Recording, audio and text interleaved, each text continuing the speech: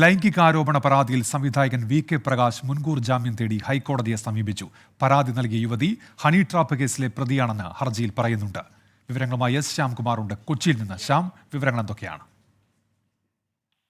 ഉന്മേഷ്, നടി ഉന്നയിച്ച ലൈംഗികാരോപണ പരാതിയിൽ ആദ്യമായിട്ടാണ് ഇപ്പോൾ ഒരു സംവിധായകൻ ഹൈക്കോടതിയെ സമീപിക്കുന്നത്. മുൻകൂർ ജാമ്യത്തിന് വേണ്ടിയിട്ടാണ്.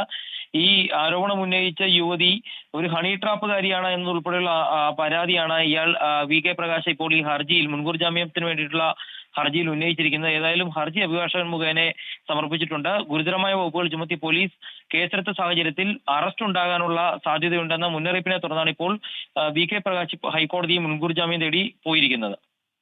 ശരി, എസ് ശ്യാംകുമാർ കൊച്ചിയിൽ നിന്ന്.